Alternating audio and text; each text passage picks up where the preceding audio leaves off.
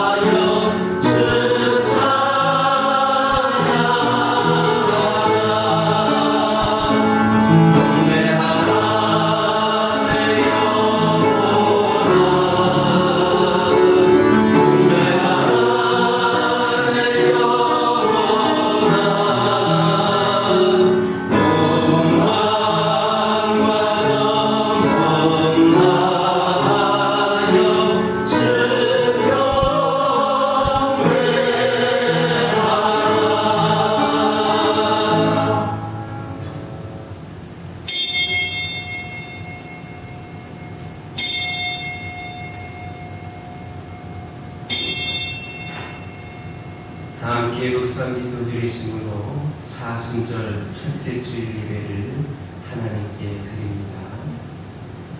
그는 멸시를 받아 사람들에게 버림을 받았으며 간고를 많이 겪었으며 질고를 아는 자라.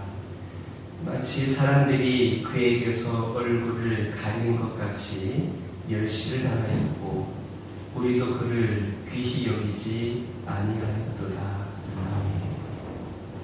예수님의 십자가를 통해 하나님의 사랑을 알게 하시는 하나님 아버지, 죄악으로 인하여 사람들에게 멸시를 받으시고 버림을 받아 마침내 고통을 당하신 사순절 첫 주일 예배로 저희를 불러주심을 감사드립니다. 저희는 결단코 다시 죄악을 범할 수 없사오니 오직 예수님의 은혜에 연합하여 새로운 삶을 살게 하옵소서. 우리는 그리스도의 남은 고난에 동참하면서 하나님 안에서 새 생명을 얻게 하여 주옵소서. 예수님의 이름으로 기원하옵나이다. 아멘. 은혜 찬양하시겠습니다.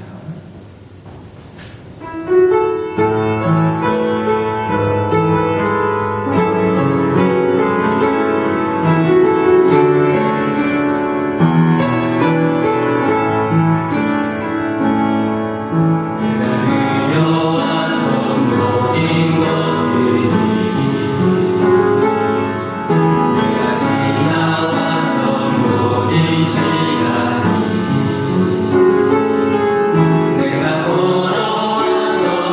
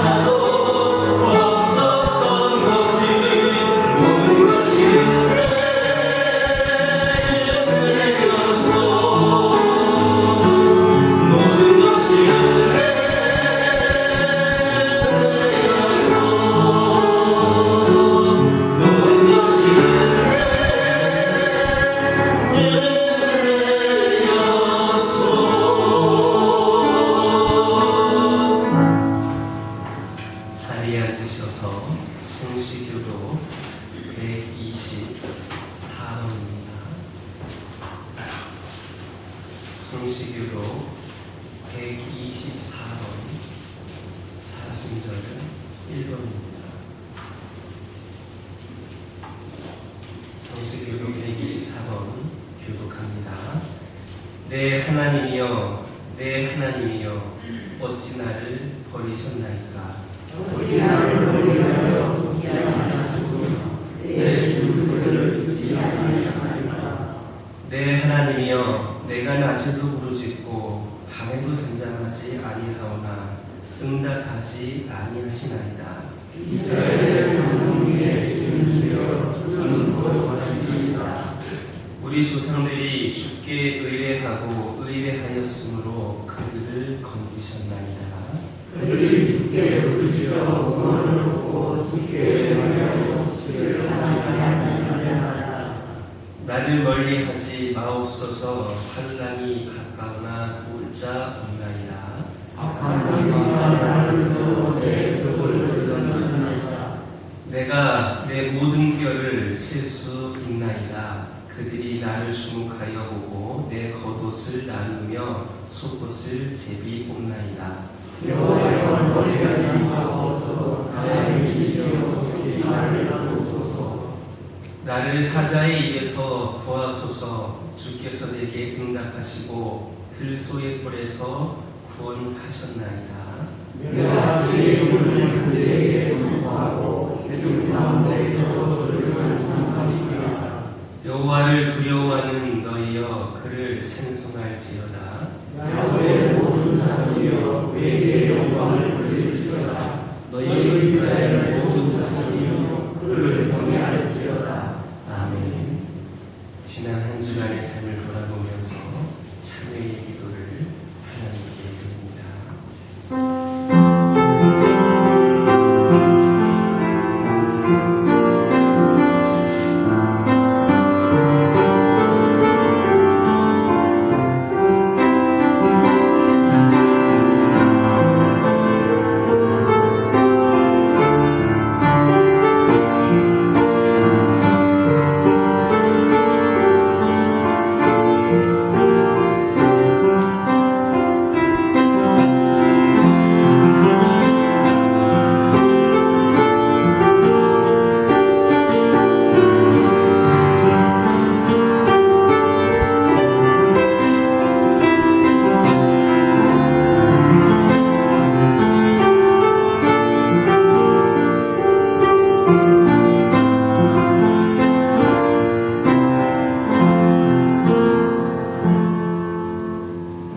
우슬초로 나를 정결하게 하소서. 내가 청하리이다. 나의 죄를 씻어주소서. 내가 눈보다 희리이다. 아멘. 찬송 36장입니다.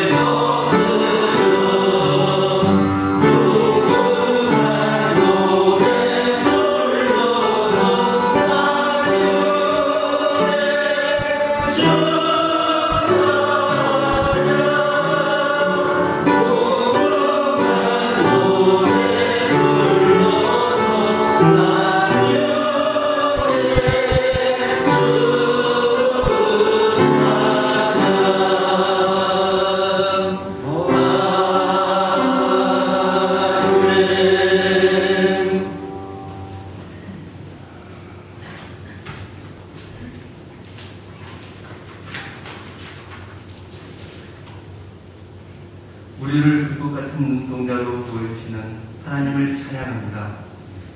오늘 거룩한 주일을 맞아 각 처소에서 개인의 삶을 영위하다가 주님의 사랑으로 부르시는 음성에 거부하지 아니하고 이 시간 하나님 앞에 나와 하나님을 경배하며 말씀과 기도와 찬양으로 예배하시니 감사드립니다. 이 시간 우리가 드리는 예배가 형식적으로 흐르지 않게 하시고 신령과 진정으로 온 마음을 모아 하나님께 올리는 축제가 되게 없어서 하나님 아버지, 지난 일주일의 생활을 지금 되돌아보니 우리의 삶 속에서 하나님을 멀리하고 내 주관대로 살며 죄와 타협하고 살아온 하나님만 떠오릅니다. 우리를 불쌍히 여기시사 주 예수의 보혈의 피로 깨끗이 하셔서 성도들의 모든 죄가 눈보다 더 휘어지게 하옵소서. 하나님 아버지, 지금 전쟁의 포화 속에 빠져있는 우크라이나를 위해 기도합니다. 전쟁을 일으킨 러시아의 유정자들을 회개하게 하셔서 속히 전쟁을 포기하고 원대 복귀의 명령을 선포하게 하옵시고 우크라이나들을 불쌍히 여기시사 속히 전쟁의 참사가 사라지고 재건과 회복의 시간이 되게 하옵소서. 그리하여 전해드렸던 자유와 행복을 온 국민이 다시금 영위하게 하옵소서. 또한 이번 전쟁으로 인해 사랑하는 가족을 잃은 자들에게 찾아가 주시어서 하나님의 품 안에서 안식과 평안을 얻어 위로를 받게 하옵소서. 이번 전쟁을 전하 이국의 기회로 삼으시사 지구상의 독재, 공산주의, 하나님의 말씀이 전해지는 것을 방해하는 나라의 위정자들을 성령의 불길로 태우시어 회개하게 하시고 지구상의 모든 나라가 예수 그리스도 보혈의 사람으로 하나 되어 복음으로 일치하게 하옵소서. 하나님 아버지, 우리의 조국 대한민국을 위하여 기도합니다. 원하지 않는 동해안 산불로 인하여 막대한 피해와 많은 피해문이 양산되고 있습니다. 속히 산불을 잠재우시기를 간절히 원하오니 허락하여 주옵소서. 이재민에게도 다시 한번 일어설 수 있는 위로와 용기를 주시고 비록 하마도 많은 것을 잃었다 하더라도 주 안에서 주가 주시는 사랑으로 평안을 누리게 하옵소서. 3월 9일은 대통령 본선거가 있고 우리나라를 5년 동안 이끌 위정자가 세워집니다. 간절히 원하옵나니 하나님께서 허락하신 위정자가 아니라 선택하여 불러주신 위정자가 세워지게 하옵소서. 그를 통하여 하나님의 나라가 확장되며 가해간에 지킨 국민 분열이 종합되게 하시며 남의 단점을 수긍하는 것이 아니라 남의 장점을 살려 국가의 단전에 활용하는 협력하여 선을 이루는 그런 나라가 되게 하옵소서. 그리하여 모든 국민이 주 안에서 행복해지며 자기의 위치에서 주의 은혜 가운데 최선을 다하는 삶을 영위하여 나날이 부흥 발전하는 하나님의 축복을 넘치도록 받는 이 나라 이민족이 되게 하옵소서. 교와 교회의 축복을 더하셔서 말씀의 능력이 있고 기도가 응답되며 성령 충만하게 하옵소서. 그로 인해 77년 전에 이곳에 교와 교회를 세우신 목적인 이웃을 복음화시켜 주의 지경을 넓히며 세상에 나아가 살 동안 빛과 소금의 역할을 잘 감당하는 성도들이 넘쳐나는 주와 교회가 되게 하옵소서. 오늘도 말씀을 전하실 목사님께 영육간의 성령으로 충만하게 하셔서 오로지 하나님께서 우리에게 이 시간 전하실 말씀만이 온전히 선포되어 하나님께는 영광이요 듣는 우리에게는 하나님의 은혜의 시간이 되게 하옵소서. 이 예배를 위하여 수고한 손길이 많습니다. 하나님께서 능력의 온손으로 그들을 축복하셔서 복의 근원의 삶을 살게 하옵소서. 죽음에서 살아가시고 사랑하시고 부활의 천멸매가 되신 예수님의 이름으로 기도합니다. 아멘.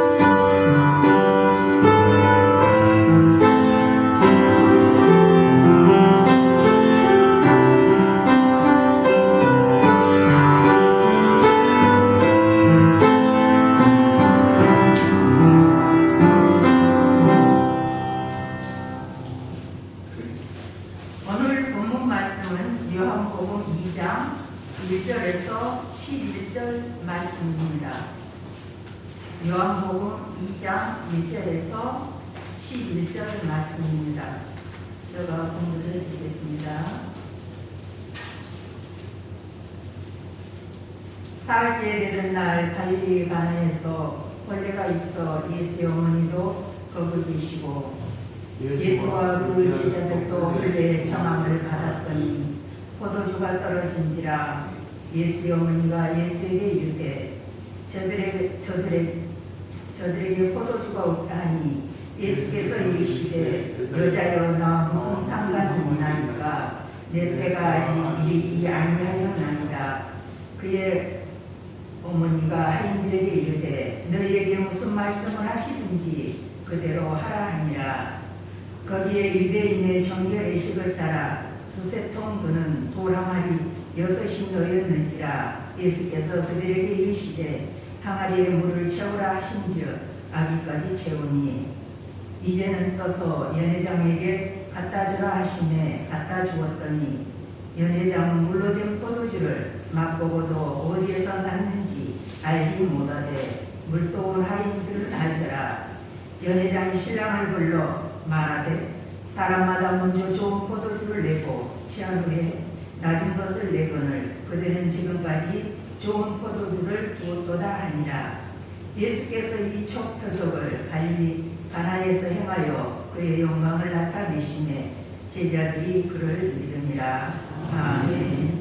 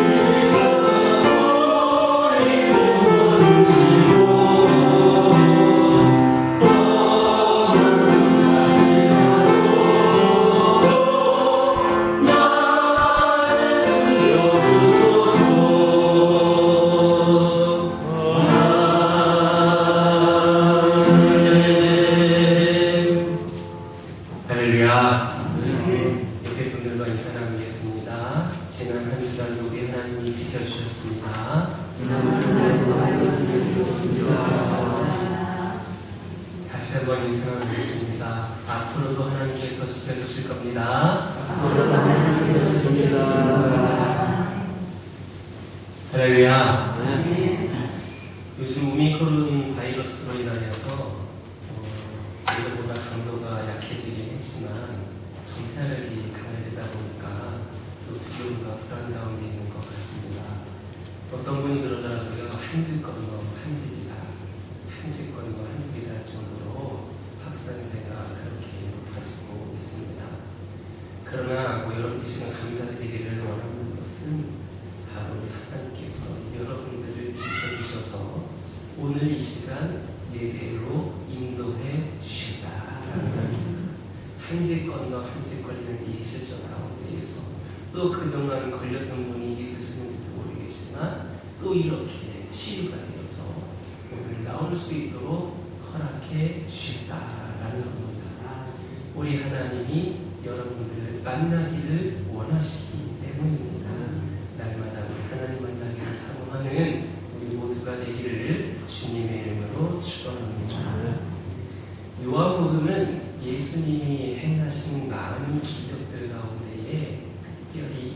7가지를 선택해서 소개를 하고 있습니다. 그 중에서 첫 번째 행하신 기적이 바로 가나의 혼잔치에서 물로 포도주로 바꾸신 그러한 사건입니다. 이것은 아주 소박하고 작고 소박하면서도 동시에 감동적인 사건이다 할 수 있습니다. 저는 개인적으로 이 사건에 깊은 감동을 받습니다. 그 이유는 기적의 현장에서 매우 따스한 느낌을 받았기 때문입니다. 예수님이 기적을 베푸실 때에 또 다른 의도를 갖고 계시지 않으셨다라는 점에서도 신선하면서도 적지 않은 그런 충격을 안겨주었습니다. 예수님께서 12제자를 선발하셨을 때에도 그랬습니다. 요즘처럼 광고를 하거나 유란하게 시험을 치른 다음에 그렇게 면접을 거쳐서 제자를 뽑지를 않으셨습니다. 세례 요한의 소개를 받거나 제자들의 다른 친구들을 불러서 1대1로 친히 만남을 가지신 후에 제자를 삼으셨습니다. 먼저 오늘 본문 1절에 있는 말씀 보면 사흘째 되던 날 이렇게 기록을 합니다. 아마도 예수님이 12제자를 선택하신 후 사흘째 되던 날을 가리키는 것으로 보여집니다. 예수님께서는 이렇게 12제자를 선택하시고 나서 갈릴리 가나 마을에 가셨습니다.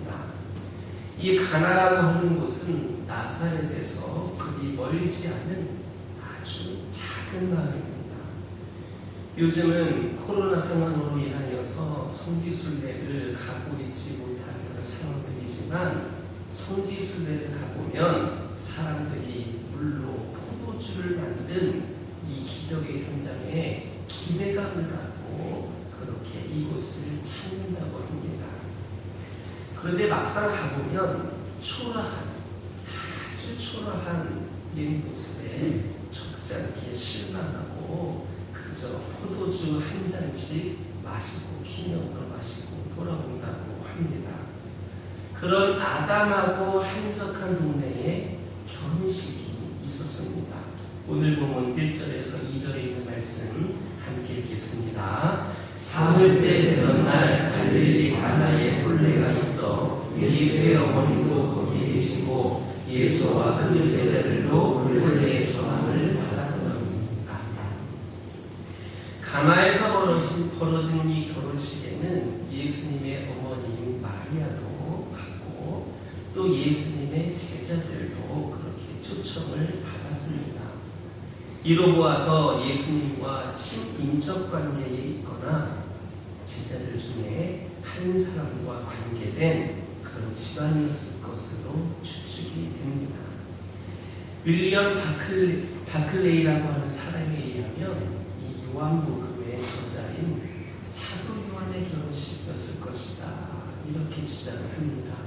왜냐하면 가나의 결혼식 현장을 목격하지 않은 사람이라면 도저히 이 일을 다 기술할 수 없을 정도로 자세하고 또 생동감 있게 그렇게 표현을 하고 있기 때문입니다. 그리고 예수님의 어머니와 사도 요한의 어머니가 자매지간이어서 결혼식에 많은 사람을 초대할 수 있었다라는 주장도 설득력을 얻고 있습니다. 예수님의 첫 번째 기적이 이렇게 가나의 결혼식에서 일어난 것은 우리에게 많은 것을 깨닫게 합니다. 일반적으로 여러분 기적이 일어나는 것을 한번 생각해 보시기 바랍니다. 판파레가 울려 퍼지고 화려한 무대가 꾸며져 있습니다. 많은 사람이 모여 있는 것을 상상하기가 쉽습니다. 여러분들 2002년도에 우리나라가 월드컵에 4강을 진출하였는데 그것을 기적이라고 이야기합니다. 그때 그 일이 일어났을 때 얼마나 많은 사람들이 길거리에서 난리가 났습니까? 모두가 시뻘겋게 옷을 차려입고 나와서 그날 식당은 다 공짜야 할 정도였고 여기저기서 환호성 부르고 난리가 났습니다. 그게 그게 기적의 분위기 아닙니까? 기적이라는 것은 그런 것이어야 합니다. 그런데 예수님의 기적이라고 하는 것은 전혀 그런 면이 없습니다. 예수님은 의도된 것이 없이 그때그때마다 필요에 따라서 상황에 맞는 기적을 베풀어 주셨습니다. 그래서 가나 결혼식이 그 가나의 결혼식 기적이 그것에 더 감동을 하는지도 모릅니다. 예수님께서는 40일 동안 금식하신 후에 그 마귀에게 시험을 받으신 사건이 있습니다.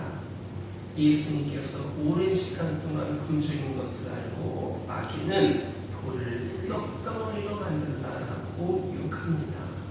하나님의 아들이고 메시아가 분명하니 돌을 떡덩어리로 바꾸면 굶주림을 채울 수 있을 뿐만 아니라 아주 간단하게 아주 쉬운 방법으로 자신의 신분을 널리 알릴 수 있는데 복잡하게 다른 부분으로 그렇게 방법으로 신분을 알릴 필요가 있는 겁니다. 기적을 일으키라는 겁니다. 그러자 예수님은 사람이 떡으로만 사는 것이 아니라 하나님의 입에서 나오는 모든 말씀으로 산다 하시면서 하나님의 기록된 말씀으로 마귀의 유혹을 물리치셨습니다. 다음으로 마귀는 예수님을 거룩한 성으로 내려가다가 성전 꼭대기에 세운 다음에 뛰어내리라고 유혹을 합니다. 또한 기록된 하나님의 말씀을 인용하여서 하나님께서 천사를 보내 발이 돌에 부딪히지 않게 하시리라고 그렇게 속삭입니다. 마귀는 예수가 기적을 일으키면 하나님의 아들이고 메시아인 것을 모든 사람이 알게 될 텐데 구태여 십자가를 져야 되느냐라고 그렇게 말합니다.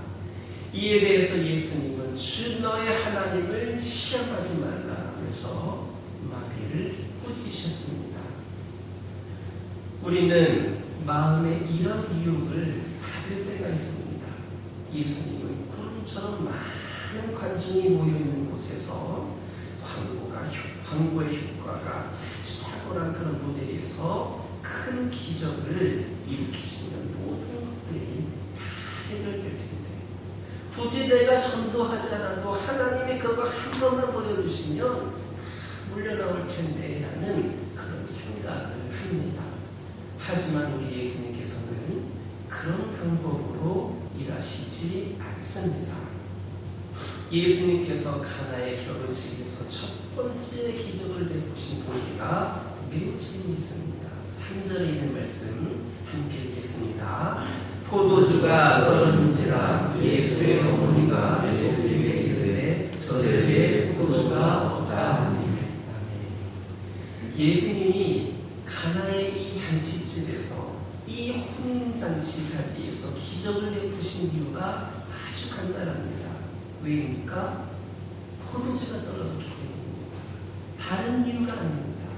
포도주가 떨어졌기 때문에 기적을 베푸셨습니다. 예수님께서 사역 중에 기적을 베푸신 것은 메시아임을 증명하기 위해서, 내가 하나님의 아들임을 증명하기 위해서가 아닙니다. 모든 사람들에게 다 감동을 주기 위해서가 아닙니다.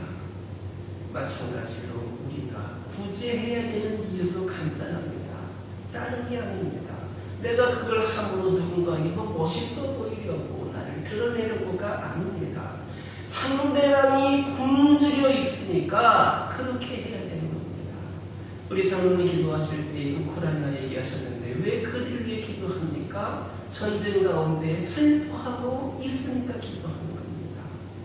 또 우리 기도 중에 산불이 났다라고 이야기했는데 왜 기도합니까? 산불이 나서 어려운 가운데 처한 사람들이 있기 때문에 기도하는 겁니다. 우리가 치료해야 되는 이유도 상대방이 병들어 있기 때문입니다. 우리가 전도해야 되는 이유는 무엇입니까? 예수를 믿지 않아서 죽음의 길로 갈 수밖에 없기 때문에 그래서 전도하는 겁니다. 요즘에는 구제하고 치료하는 행하는 것도 자신의 이해득실에 따라서 그렇게 행해지는 것이 보편적입니다. 그런데 이게 그때와에 따라서 구제하고 치료했으면 결과도 좋아야 되는데 더 불행해지고 문제가 복잡해지거나 세상이 그런 복잡해지는 것을 볼 때에 세상이 참 아이러니하다라는 생각이 듭니다. 이런 이유로 인하여서 국제 적십자라고 하는 기구가 태어났습니다. 아군과 적군을 가리지 말고 피 흘려 죽어가는 모든 사람들을 도와주자는 취지에서 설립된 그런 기관입니다. 앞에서 말씀드렸던 것처럼 우리가 전도해야 되는 이유는 그 영혼을 불쌍히 여기기 때문입니다. 교회에 다니고 있는 사람한테 예수 믿으라고 합니까? 천국 백성이 된 사람들한테 예수 믿으라고 합니까? 영원히 지옥에 빠질 수 없는 사람들, 그들이 너무나도 불쌍하고 안타까워서 그들을 전도하는 겁니다. 선교사가 다른 나라에 가는 이유는 뭡니까? 남들이 가지 않으니까. 그들도 복음을 전해야 하는데 남들이 가지 않으니까 내가 가는 겁니다. 다른 사람들이 많이 가고 있다면 뭐하러 갑니까? 가지 않으니까 가는 겁니다. 이처럼 우리는 무슨 일을 하든지 간에 그 목적이 간단하고 명료해야 합니다. 일할 때에 독선을 깔지 말고 뒤에서 조종하려고 하지 말고 배고픈 사람에게 먹을 것을 주고 병든 사람을 치료하며 외로운 사람이 우리를 위로하는 것이 진정 우리를 극진히 사랑하시는 우리를 위하여서 이곳에 오신 예수님의 마음임을 기억하시기를 주님의 이름으로 축원합니다. 예수님께서 첫 번째 기적을 일으키신 장소는 예루살렘이나 나사렛이 아니고 아주 작고 소박한 가나안이라는 마을입니다. 우리는 가끔 형식화되고 제도화된 그 현실에서 신앙의 현 주소를 찾으려고 애쓸 때가 많습니다. 그러나 이것은 매우 어리석은 일입니다. 모든 면에서 순수한 동기를 가져야 의사 전달이 쉽고 선한 영향력을 끼칠 수 있습니다. 예수님이 첫 기적을 일으키시는 데에 중요한 역할을 하는 사람이 있습니다. 그게 누구입니까? 육신의 어머니인 마리아입니다. 여기에서 우리는 이 마리아를 통하여서 두 가지를 배울 수 있습니다. 첫째로 섬세한 영적 감각입니다. 결혼식에 초대받은 사람들 흥겨 분위기에 들떠 있습니다. 먹고 마시며 즐기느라 어느 누구도 이 포도주가 떨어진 사실을 알지 못합니다. 하지만 이 마리아는 포도주가 떨어졌다는 것을 발견합니다. 어머니는 영적인 감각을 갖고 자녀를 아주 섬세하게 배려해야 합니다. 왜냐 자식이 어떤 문제가 있는지 해결책이 무엇인지를 알아야 합니다. 혼인잔치집에서 이렇게 포도주가 떨어진 것을 안 마리아는 당시에는 포도주가 없으면 잔치가 아니라 할 만큼 아주 중요하게 여겼던 포도주였는데 그 포도주가 떨어진 것을 안 마리아는 잠시 후에 이 흥이 깨어질 수 있겠구나, 이 잔치를 망칠 수 있겠구나라고 하는 그 미리를 개간합니다. 또 마리아에게서 배울 점이 하나 있습니다. 마리아가 잔치집에 포도주가 떨어진 것을 예수님께만 이야기했다는 겁니다. 대부분의 사람들 이 잔치집에 가서 포도주가 떨어진 것을 알게 되면 이 사람 저 사람에게 그 사실을 알려서 문제를 부과실 겁니다. 여기 포도주가 떨어졌어. 이거 어떻게 된 거야? 하면서 난리가 나지 않습니까? 음식이 들었는데 잔치 제대로 된 거냐라고 그렇게 하지 않습니까? 얼른 준비하라고 이렇게 독서를 들지 않습니까? 마리아는 야단을 치거나 훈계하지 않고 직접 예수님께 가서 포도주가 다 떨어졌다라고 말합니다. 마리아는 포도주가 없으니까 만드세요라고 이렇게 몰권을 해가지도 않았습니다. 떨어졌다라고 이야기합니다.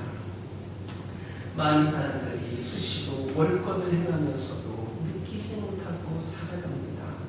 하지만 영적인 감각이 있었던 마리아는 있는 사실 그대로 말 뿐입니다.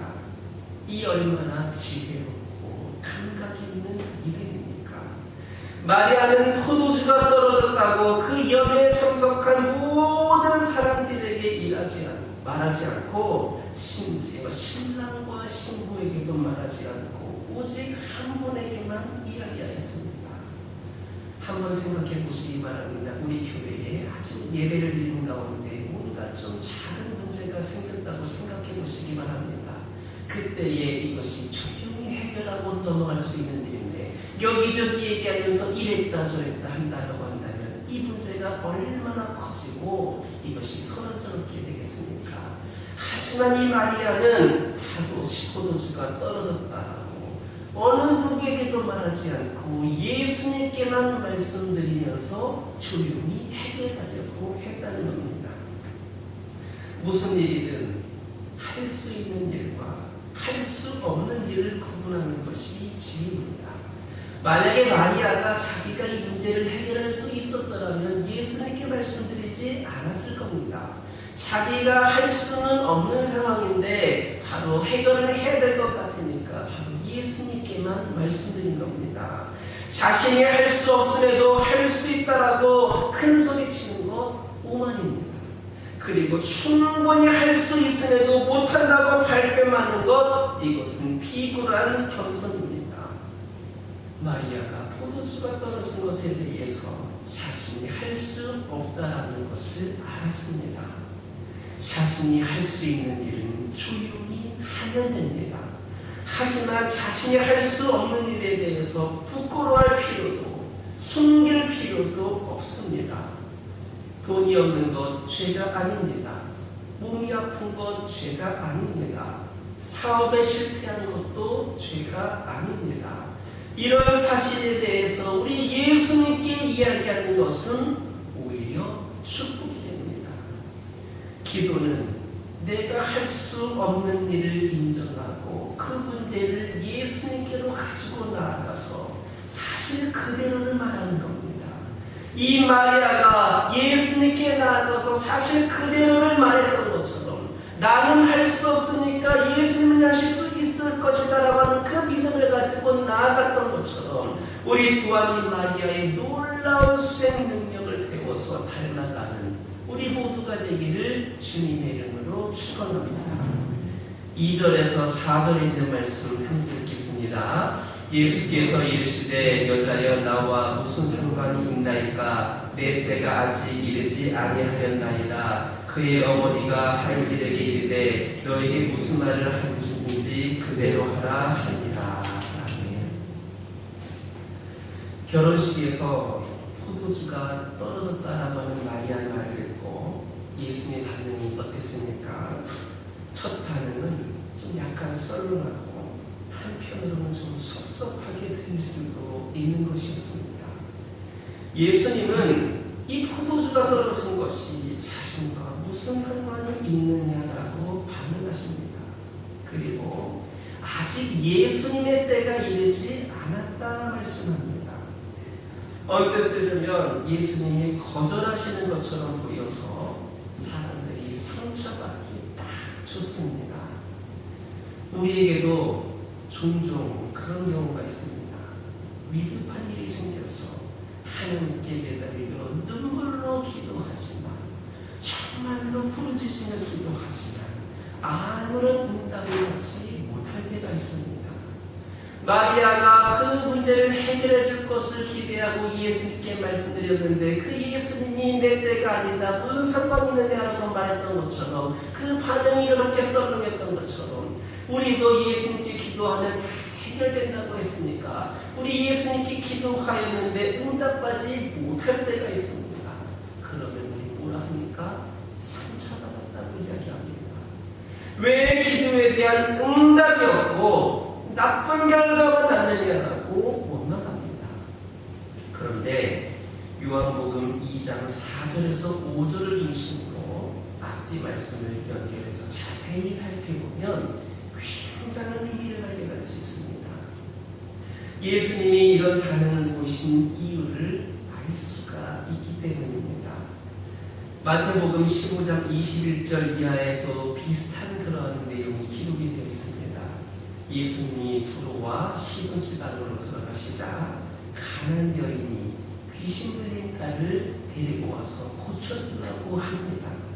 그런데 예수님이 차갑고 냉정하게 침묵하시자 보다 못한 그 제자들도 거들고 나섭니다. 그러자 예수님은 나는 이스라엘 집에 잃어버린 양 외에는 보내를 받지 않았다라고 하면서 단호하게 거절하십니다. 이 말씀을 듣고 여인은 예수님께 가까이 나와 절하면서 주여 나를 도와주십시오라고 간청했습니다. 그런데 예수님은 듣기에도 거북한 말씀을 하십니다. 차라리 아무 말씀 안 하시면 좋을 텐데 듣기 거북한 말씀하십니다. 자녀들의 빵을 가져다 개들에게 던져주는 것은 옳지 않다. 그러자 여인은 그렇습니다. 주여. 하지만 개들도 주인의 상에서 떨어지는 부스러기는 먹습니다. 이렇게 말합니다. 가나안의 여인은 자신을 낮춰서 개라고 고백하고 있습니다. 그 개들도 주인의 상에 떨어지는 부스러기를 먹습니다. 그 부스러기를 먹으면서라도 치유받고 싶다라고 하는 그 심정이 옵니다. 그때 예수님은 여인에게 뭐라 하십니까? 믿음이 크다 하시면서 믿음대로 되리라 말씀하십니다. 그 순간 가나안의 여인의 딸은 고침을 받았습니다. 여기에서 우리가 깨달을 수 있는 것이 있습니다. 예수님이 이 가나안 여인을 골탕 먹이려고 일부러 그런 말씀을 하신 것이 아닙니다. 중요한 의도가 있으셨기 때문입니다. 바로 믿음의 문제입니다. 가나안 여인이 예수님께 나와 딸의 문제 해결을 요청했지만 그 여인에게 믿음이 없었던 겁니다. 자신의 상황이 위급하니까 찾아온 것이지 정말 급하니까 지푸라기라도 잡는 심정으로 찾아온 것이지 하나님과 신뢰하는 그런 관계가 아니었습니다. 예수님께서 그 여인에게 기적 베푸시는 것 어려운 일 아닙니다. 간단한 일입니다. 그냥 인심 쓰는 척, 그냥 인기 얻으려고 기적을 베푸실 수도 있습니다. 하지만 예수님께서는 그 어떤 경우에도 그 마귀들이 예수를 유혹할 때에도 그 유혹대로 기적을 베푸시지 않으셨던 것처럼 어떤 경우에도 그냥 기적을 베푸시지 않으셨습니다. 눈먼 사람, 안진뱅이, 중풍병자, 여인, 친구, 백부장 등의 믿음을 보신 후에 다른 것 보신 것이 아니라 믿음을 보신 후에 그들의 믿음대로 기적을 베푸셨습니다. 여기 우리는 기적과 믿음이 상관관계가 있다라는 것을 깨닫게 됩니다. 예수님 오늘 본문 4절에서 어머니 그것이 나와 무슨 관계가 있다고 하십니까? 말씀하십니다. 여기에서 관계, 상관은 믿음을 뜻하는 겁니다. 즉 하나님과의 개인적인 관계를 말하는 겁니다. 육신의 어머니 마리아가 포도주가 떨어졌다고 말했는데 그녀가 예수님께서 포도주를 만드실 것이라고 하는 믿음을 갖고 있느냐라는 겁니다. 예수님은 먼저 마리아의 믿음을 확인하신 겁니다. 그리고 아직 내 때가 이르지 않았습니다 라는 말씀은 예수님께서 생각하신 때와 마리아가 생각하는 때가 다르다라는 겁니다. 하나님이 행사하시는 때가 따로 있다라는 의미입니다. 마리아가 원하는 때가 있었고 예수님이 원하는 때가 있었는데 이게 달랐습니다. 예수님은 잔치집에서 포도주가 떨어진 사실에 관심이 없었기 때문에 문제가 발생한 것 아닙니다. 오히려 우리에게 문제가 있습니다. 때로 우리는 그렇지 않습니까? 예수님이 좀 바뀌셨으면 하는 바람을 갖고 있습니다. 예수님도 좀 깨지시고 잘못된 부분을 회개하셔야 된다라고 판단합니다. 좀 예수님도 좀 고집을 좀 꺾었으면 좋겠다 이렇게 생각을 하기도 합니다. 우리가 급한 일을 당해서 찾아왔는데 예수님이 그러실 수 없다라고 어떻게 그렇게 말씀하시냐고 섭섭해합니다. 내가 지금 얼마나 힘든 상황에서 정말 예수님만 바라보고 왔는데 정말 그렇게 낮게 해준다고 해서 왔는데 이렇게 대답하니까 섭섭합니다. 우리는 예수님께 이런 마음의 자세를 유지해온 경향이 있습니다. 하나님께 나아갈 때 우리가 시험에 드는 것은 바로 이런 마음의 자세 때문입니다. 내 중심적이고 내 때를 생각하고 내 방법을 생각하고 다른 것은 생각하지 않고 내 목적만을 이루고자 하는 그런 마음 자세 때문입니다. 병에 걸리면 우리는 병을 고쳐달라고만 때를 씁니다. 하지만 하나님께 질병은 다른 문제입니다. 중요한 것은 나와 너의 관계가 무엇이냐는 겁니다. 오래전부터 코로나로 인하여서 우리가 이렇게 2년 3년 가까이 고생하고 불편한 생활하고 있지만 우리가 기도하는 거 뭡니까? 이 코로나, 이 오미크론 속히 종식시켜 주십시오. 이것을 기도하고 떼쓰고 있지 않습니까? 너무 힘듭니다. 이것만 떼씁니다. 왜 이런 일들이 벌어졌고 이런 상황들이 우리에게 주어졌고 하나님께서 우리에게 원하시는 것이 무엇인가를 생각하지 않습니다. 하나님과 나와의 관계, 하나님과 우리의 관계를 생각하지 않고 그저 코로나만 없애주십시오. 내가 걸리는 질병 낫게만 해주십시오. 그렇게 때만 쓰고 있는 겁니다. 이처럼 기적은 내용의 문제가 아닙니다. 하나님, 코로나든 그 이외에 다른 것든 언제든지 마음만 먹으면 다 해결하실 수 있습니다. 주신 분도 하나님이십니다. 문제는 그 내용이 문제가 아닙니다. 바로 하나님과 우리와의 관계입니다. 나에게 왜 이런 어려움이 주어졌는가? 왜 하나님께서 나에게 지금 즉시 응답하여 주시지 않는가? 그것은 바로 하나님과 우리와의 관계의 문제임을 기억하는 우리 모두가 되기를 주님의 이름으로 축원합니다. 마리아는 영적 감각이 탁월한 경인으로 예수님이 말씀하시는 것의 의미를 금세 알아차립니다. 만약에 우리가 예수님께 그런 말 들었다라면 보통 사람들은 마음의 상처를 받고 화를 냈을 겁니다. 실제로 그렇게 자기의 기도 제목을 들고 어려운 일이 있어서 교회 다니기 시작했다가 그것이 잘 해결되지 않아서 교회를 떠나는 사람들도 있습니다. 하지만 마리아는 그렇게 응답이 없던 하나님 예수님께서 무슨 말씀을 하시던 하인들에게 뭐라고 얘기합니까? 불평불만 얘기하지 않고 어떻게 그렇습니다라고 그렇게 말하지 않고 주님이 뭐라 하시던지 그대로 하라. 상처받을 수 있는 상황이었는데 섭섭해할 수도 있는 상황이었는데 그냥 주님이 뭐라 하시든지 그대로 하라, 그대로 하도록 하라 이렇게 지시합니다. 이 마리아가 문제를 그렇게 알아차리고 금세 알아차리고 그 핵심을 그렇게 알고 있었기 때문에 그렇게 지시를 한 겁니다. 우리가 인생을 살아가면서 오랫동안 방황하는 이유는 무엇입니까? 문제의 핵심을 파악하지 못하기 때문입니다. 인생에서 가장 중요한 것은 하나님과 개인적인 관계를 맺는 겁니다. 하나님과 나와의 관계를 맺는 겁니다. 우리가 하나님과의 관계가 맺어져야만 그 다음에 그 일들이 시작할 수가 있는 겁니다. 우리가 그 관계가 맺어지지 않았기 때문에 신실한 관계는 쳐쳐두고 그렇게 우리가 자신의 문제만 해결해달라고 요구하고 있는 겁니다. 때만 쓰고 있는 겁니다. 하나님의 고집 부리시는 것이 아니라 우리가 고집을 부리고 있는 겁니다.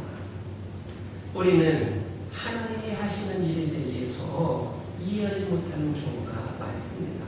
예를 들면 하나님은 노아에게 산꼭대기에 방주를 지으라고 명령하셨습니다. 이것은 인간의 이성과 상식, 경험에는 도저히 맞지 않는 겁니다. 만약에 바닷가에 배를 지으라 했으면 이해할 수 있지만 산꼭대기에다가 방주를 짓는다라고 하는 것 얼토당토 않는 일이었습니다. 이처럼 하나님께서 지시하신 내용을 보면 순종하기가 그리 쉽지 않습니다. 하지만 노아는 하나님께 순종했습니다. 기적에 따르는 믿음의 내용을 보고 따른 것이 아니라 말씀하는 분이 명한 그대로 따른 겁니다. 그 기적이 일어나는 그런 모든 조건들을 따른 것이 아니라 바로 명하는 그 내용 그대로를 따른 겁니다. 하나님이 아브라함에게 갈대아우르로 떠나라고 하셨습니다. 이것도 황당 그 자체였습니다. 가족과 친척과 교토를 버리고 아무 준비 없이 나그네처럼 정처 없이 길을 나선다는 것 정말로 힘든 일입니다. 하지만 하나님은 아브라함은 하나님의 말씀이 타당했기 때문에 순종한 것이 아니라 그분의 약속을 믿었기 때문에 순종한 겁니다. 어떻게 그분의 말씀이 우리 생각으로 타당합니까? 아브라함이 순종할 수 있었던 것은 그분의 약속을 믿었기 때문입니다. 또한 하나님은 모세에게 자기 백성을 애굽에서 이끌고 나와 약속의 땅으로 가라고 지시하셨습니다. 그것도 40년 동안 광야의 삶을 통과한 후의 말입니다. 모세도 하나님 말씀에 무조건 순종했습니다. 그리고 여호수아에게 가나안 땅 점령 명령을 하신 것도 마찬가지입니다. 이것이 믿음이고 이것이 기적입니다. 모든 조건 따지고 내 생각대로 하는 것이 아니라 그분의 말씀을 그 약속하심을 믿고 따르는 것이 믿음입니다. 이 믿음이 없으면 기적도 없습니다. 이 믿음이 있을 때가 예수님이 기적을 일으키시는 때입니다. 하나님은 아무 상관도 없이 기적을 베푸시지 않습니다. 우리 하나님께서는 여러분 각자의 믿음을 보고 기적을 베풀어 주시는 분입니다. 그렇다면 여러분 정말로 하나님을 신뢰하고 있습니까? 우리가 원하고 목표하던 바가 이루어지지 않는다 할지라도 하나님과의 그 깊은 관계를 유지할 수가 있습니까? 내가 운영하는 사업이 잘 되지 않는다 할지라도 내가 지금 아픈 질병 가운데 있는데 혹 이것이 더 아프게 되는 상황이 된다 할지라도 내가 경제적으로 어려운 가운데 있는데 이 모든 문제가 해결되지 않는다 할지라도 자녀 문제가 해결이 되지 않고 그의 모든 문제가 해결이 되지 않는다 할지라도 하나님과의 깊은 관계를 유지할 수 있습니까? 아브라함은 75세에 후사를 주시겠다는 하나님의 약속을 받았습니다. 그런데 100세가 되도록 아무런 소식이 없었습니다. 하나님은 사라가 아기를 낳을 수 있는 가능성이 완전히 소멸될 때까지 기다리신 겁니다. 그렇지 않으면 사라는 자신의 힘으로 아기를 낳은 것이라고 여겼을지도 모릅니다. 이처럼 하나님은 사라의 그 경수가 끊어지고 인간적으로 해산할 능력이 전무하게 되었을 때에 하나님은 아브라함과의 약속을 지켜 이삭을 주셨습니다. 우리 인간들은 하나님이 주신 것을 우리 자신의 소유라고 우깁니다. 상황이 위급해지면 하나님께서 주셨다라고 하다가 사태가 해결이 되면 자신의 것이다라고 억지 주장을 합니다. 그리고 인간은 하나님께 감사하지도 않고 영광을 돌리지도 않으며 그분의 주권을 일방적으로 무시해버립니다. 그것은 모두 개인적으로 하나님과의 관계가 굳건히 형성되어 있지 않기 때문입니다. 예수님은 결혼식을 치른 집의 하인에게 항아리에 있는 물을 떠다가 손님들에게 갖다 주라고 말씀합니다. 그런데 하인들은 맹물을 떠다가 손님들에게 갖다 줄 용기가 있었습니까? 여기에 믿음과 기적, 축복이 있습니다. 중요한 것은 개인적으로 하나님과 관계를 맺는 것, 그분의 때를 이해하는 영적인 감각입니다. 그것이 우리 내면에 회복된다면 하나님이 기적을 일으키시는 데에는 그리 많은 일이 많은 시간이 필요하지 않을 겁니다. 우리가 그 믿음을 가지면 바로 기적은 일어나는 겁니다. 우리는 마리아가 하인들에게 했던 무엇이든 그가 시키는 대로 하라 라는 그 말에 귀를 기울일 수 있어야 합니다. 그 섭섭한 가운데에서도, 당황스러운 그 가운데에서도, 민망한 그 상황 가운데에서도, 거절당한 그 상황 가운데서도 그분이 시키는 대로 하라라고 이야기하였습니다. 그러면 우리의 삶의 변화를 가져올 뿐만 아니라 물이 포도주로 변하는 축제의 삶을 우리 모두도 즐기게 될 것임을 믿는 저와 여러분 되기를 주님의 이름으로 축원합니다. 기도하겠습니다. 사랑의 하나님, 감사를 드립니다. 저희들 오늘 이 시간 말씀을 통하여서 들었던 것처럼 믿음은 기적을 부른다 하였습니다. 우리는 하나님께 이렇게 저렇게 해달라고 떼를 쓰고 요구를 하지만 우리 하나님께서 진정으로 원하시는 하나님과의 그 관계를 회복하려고 하지 않을 때가 있음을 고백을 합니다. 우리 하나님을 향한 믿음이 회복이 되고 우리가 하나님과 관계가 회복이 되어진다면 하나님께서 기적을 일으키시는 것은 얼마 걸리지도 않는 일인데 우리는 그저 때만 쓰고 원망만 하고 불평만 하고 있음을 고백을 합니다. 하나님, 우리가 마리아처럼 우리 마리아가 무엇이든 그가 시키는 대로 하라고 그 하인들에게 지시하였던 것처럼 우리가 때로는 섭섭한 일들도 있고 우리가 때로는 답답한 일들도 있고 힘든 일들이 있다 할지라도 우리의 심의 뜻을 분별하여서 그대로 순종하며 나아가는 우리 모두 될 수 있도록 인도하여 주시옵소서. 예수님의 이름으로 기도드립니다. 봉헌 찬송 213장입니다.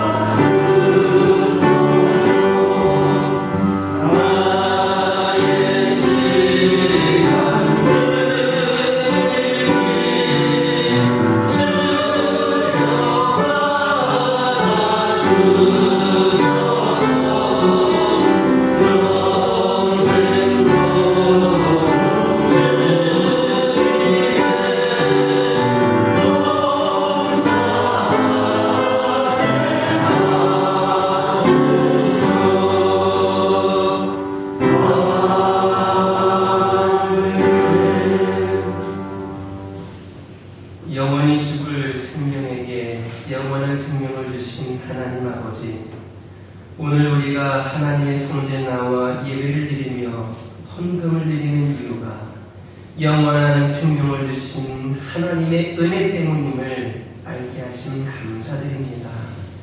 또한 지난 한 주간 동안에도 하나님의 은총에 감사하고 하나님께 기쁜 마음으로 저희 안에 역사하심을 믿고 살게 하심을 감사드립니다.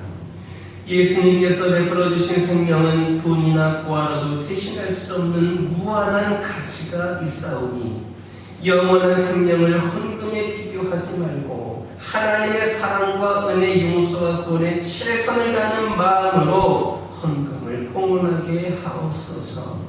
인간의 생사화복을 주장하시는 하나님 아버지, 우리가 사는 일이나 죽는 일이 하나님의 권한에 달려 있으며 우리가 저주의 화를 당하거나 하나님의 축복을 받는 일도 전능하신 하나님께서 정하심을 믿습니다. 하나님의 뜻에 합당하게 신앙생활하며 일상생활에서도 하나님의 말씀대로 살게 하여 주옵소서.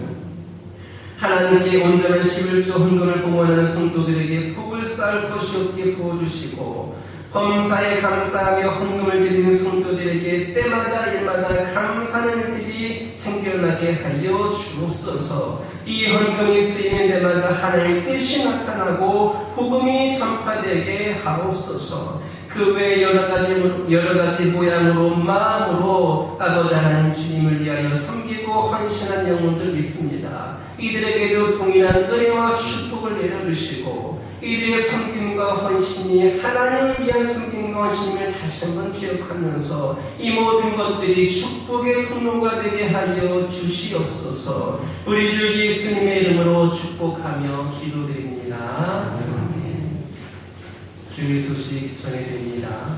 방역지침은 예전과 크게 다르지 않은 것 같습니다. 민원수만 조금 조정되는 것 같고 중요한 것은 여러분들이 어디에 가시든지 간에 나로 인하여서 다른 사람에게 불편함이 생기지 않도록 마스크를 착용한다거나 그 외에 철저하게 개인적으로 조심해야 될 부분들을 조심하시면 되겠습니다. 우리 한 사람이 다른 사람의 예배드리는 것을 도울 수가 있고 또 방해할 수도 있습니다. 우리 모두가 지킴으로 그런 모든 것들을 삶 속에서도 잘 실천해 나가는데 본이 되었으면 좋겠습니다. 사순절 기간입니다. 지난 수요일부터 사순절이 시작이 되었는데 우리 예수님께서 당하신 고난을 생각하면서 우리 예수님의 고난을 우리가 죽음이라도 동참하면서 절제와 또 그렇게 경건한 삶으로 사순절 기간을 보냈으면 좋겠습니다. 20대 대통령 선거가 이번 수요일날 오전 6시부터 6시까지 진행이 됩니다. 함께 기도하면서 투표했으면 좋겠습니다. 제가 몇 번을 찍으다라고 말씀을 드릴 수는 없습니다. 하지만 모두 다 투표하십시오라고 하는 말씀을 드립니다. 하나님께서 이 나라의 국민으로 여러분들을 세워주셨습니다. 여러분들이 투표하지 않으면 나중에 누가 대통령이 되더라도 비판할 자격 없습니다. 내가 투표하지 않은 거기 때문입니다. 여러분에게 허락된 국민으로서의 주권을 기도하면서 믿음 가운데 지혜 가운데에 우리가 하는 선택의 의무를 감당할 수 있기를 바랍니다. 모임 안내와 교육적은 지구를 참고해 주시기 바랍니다. 옆에 계신 분들과 인사 나누겠습니다. 한 주간에도 승리하시기 바랍니다. 일어서셔서 주의 말씀으로 하나님께 기도드립니다. 아